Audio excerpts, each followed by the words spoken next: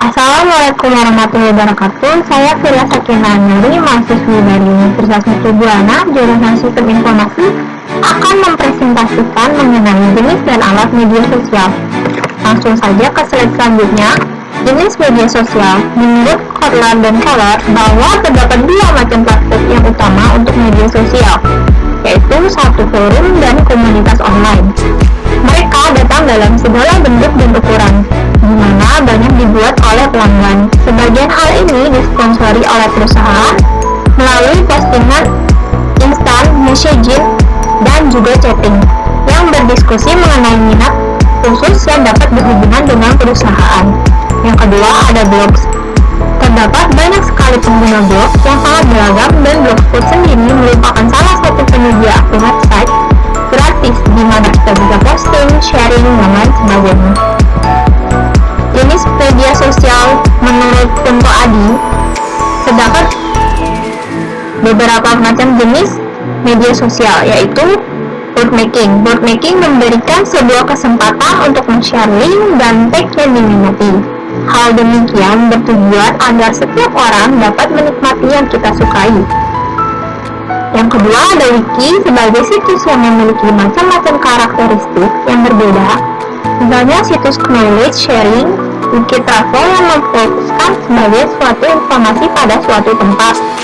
Yang ketiga, ada Flickr, situs yang dimiliki Yahoo yang mengkhususkan sebuah image sharing dengan kontributor yang ahli pada setiap bidang fotografi di seluruh dunia. Flickr mendirikan sebagai foto katalog yang setiap produknya dapat dipasarkan. Yang keempat, ada Creating Opinion. Media sosial tersebut memberikan sarana yang dapat untuk berbagi opini dengan orang lain di seluruh dunia. Melalui media sosial tersebut, semua orang dapat menulis jurnal sekaligus sebagai komentator. Yang kelima, ada jejaring sosial. Melalui situs-situs konten sharing tersebut, orang-orang menciptakan berbagai media dan juga publikasi untuk berbagi kepada orang lain. Contohnya ada Facebook dan WhatsApp. Selanjutnya ada alat media sosial, yaitu yang pertama, alat pemrograman ilmiah. Pustaka dan alat analitik ilmiah populer telah ditingkatkan untuk memberikan dukungan untuk mencari dan menganalisis teks. Contohnya, R digunakan untuk pemrograman statistik, MATLAB digunakan untuk pemrograman ilmiah numerik, matematika digunakan untuk pemrograman ilmiah simbolis atau aljabar komputer. Yang kedua, ada perangkat bisnis, yaitu adalah perangkat komersial yang memungkinkan pengguna untuk mencari dan menganalisis teks untuk berbagai tujuan komersial. Contohnya ada Lexalistik dan IBM SPSS Statistik.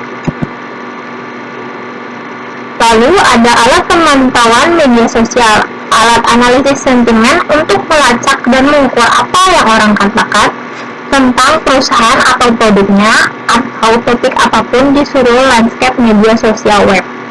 Contohnya ada Social Mention yang memberikan peringatan media sosial mirip dengan Google Alerts.